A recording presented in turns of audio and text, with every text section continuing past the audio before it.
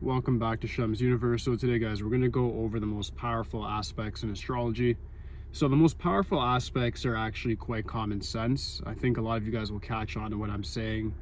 In a few moments, this will probably be a 7-8 minute video that'll depict the most powerful aspects you can have in astrology.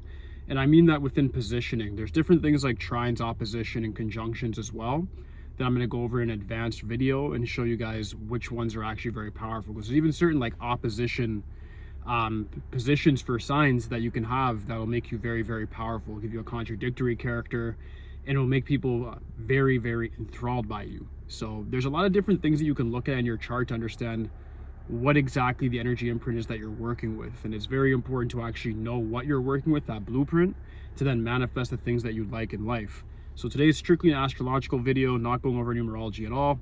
So let's begin. So first, there's about 7 different placements I'm going to go over today. The 7 placements, I'll start with the sun. Sun people in Aries, so sun sign Aries. When the sun is in Aries, it's at its most powerful, it's exalted. So when sun goes there, people find that they, Aries people are very commanding. I'll say that. Every Aries person that I've met has been pretty commanding. It's a cardinal energy. It's definitely different than the other cardinal positions, I would say, in the sense of they're not playing games when it comes to seeing through a project. Like, they're slightly the weakness of cardinal energy is that they don't really necessarily see things through. I would argue with Aries that they still do. I know a lot of people that are sun sign Aries, and they definitely have a goal, set the goal, tell people about the goal, even when you're not supposed to tell people about your goal, and they'll say it out loud, I'm going to get this done, and voila, they get it done. So it's definitely a very strong positioning to have. And if you're a sun sign Aries, just understand that you are definitely meant for success, riches, and status when it comes to any sort of corporate position, entrepreneurship, military, politics. You guys get the top echelon of whatever it is that you guys enter. It's really that easy. Moon sign Taurus is the next placement I want to go over. Moon sign Taurus people are interesting. That's like a Robert Downey Jr. They're very likable. Like, they're very likable people. Like, they can have bad vices. Like Robert Downey Jr., I think, was like an alcoholic or addicted to drugs when he was younger. That's Iron Man, if you guys don't know. And he still like has a very good reputation now. Like, it keeps a person safe. These placements that I'm going over is like having a guardian angel in a sense, where it's like, even if you make mistakes, like, you'll get over it, right? Like, if things are still gonna happen, it'll still work out for you overall. So it's interesting in that way. So with moon sign and Taurus, those people tend to get wealthy, high status. They can do very well in like things like acting, music, dance, choreography, painting. They can be very, very well known if they have like a creative outlet. Moon sign Taurus people, that's where their money is for sure. So if you're a moon sign Taurus, like, that placement is like winning a lottery ticket. If you get into anything to do with creative arts, you're going to dominate that space completely.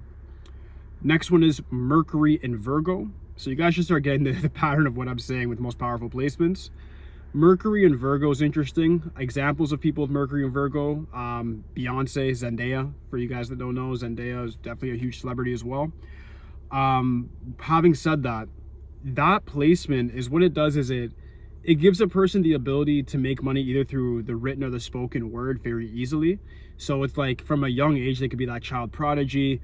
They could be that person that just gets famous from young, or even if they get famous older, it doesn't really matter. It's just a matter of they have a very peculiar skill. In Vedic astrology, they name it a lot more. They say straight, people with Mercury and Virgo, like, they don't usually lose when it comes to like verbal debates or when it comes to planning out projects and so forth. It makes the mind and your spoken word very, very sharp. So Mercury gets to express itself fully when it's in Virgo. So if you have that, what I'd say is if you have any interest in music, do it if you have Mercury and Virgo. If you have interest in like writing or singing, do it. If you have interest in sales or politics, do it. Because like, your voice can make you money. You can persuade people of anything. You have the gift of gab. People are going to like what you're saying. And you have a very special, fifth chakra energy. Everything you guys speak will come to be. So as soon as you say something, whether it be positive or negative, the universe really complies with your voice. Over your thoughts, your voice, you're the example and the epitome of speaking things into existence. So if you have that positioning, understand now how to use it. You just say exactly what you want. Even if you don't even have a plan to get it, you'll still attain it, because like the universe will bend and make things go into place for you. Next one, I'm trying to think, what should I do next? Let's do Saturn Libra. That one's a good one. Saturn Libra is an interesting one because that's going to be a whole generation of people. Like, it's always, you already know how the Saturn placements go. It's like a whole couple years.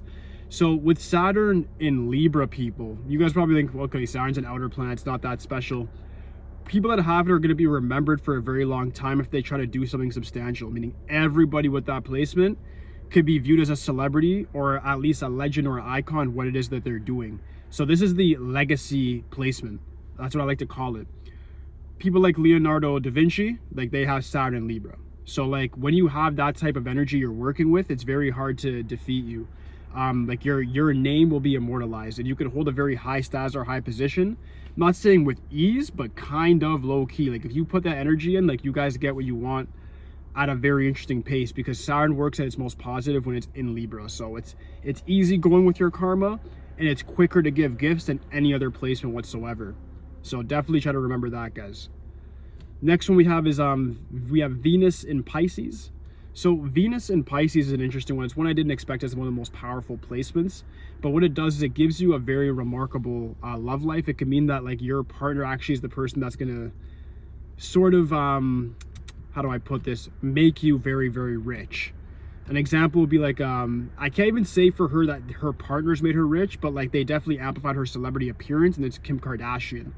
So I find that one interesting because it's like her family, which is Venus energy as well, and network is what made her rich. Like, the people she dated, right? Footballers, celebrities, like singers, you guys get it, right? I'm not going to go into the whole scandal of all that stuff, but her partners have actually amplified her trajectory of like the influence she has over the world. The reality show, all those things was family, friends, and then significant other. All attributes of Venus, and then that's why Kim Kardashian was very, very successful and still is.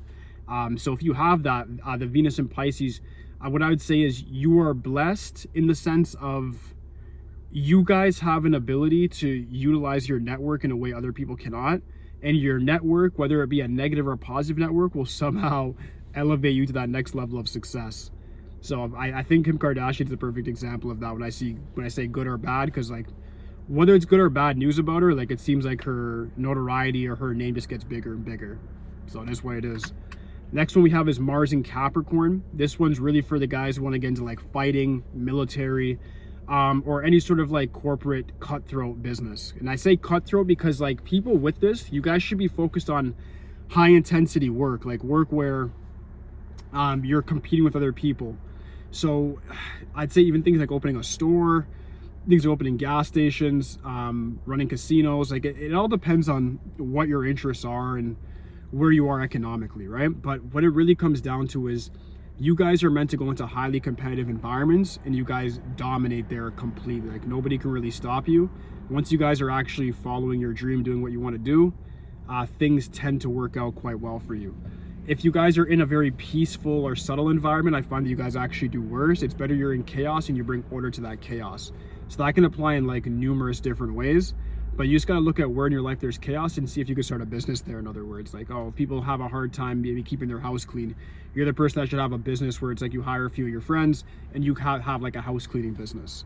It's things like that where you guys will dominate for sure.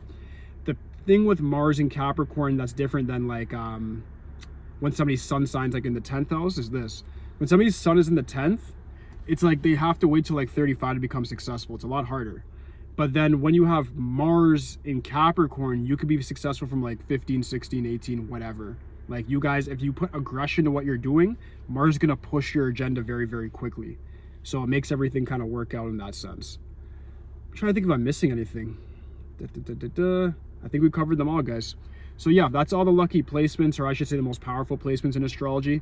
If you guys have any questions about any of them, just leave something in the comments section for me. Aside from that, like, subscribe. Holla at me for today, guys. Peace.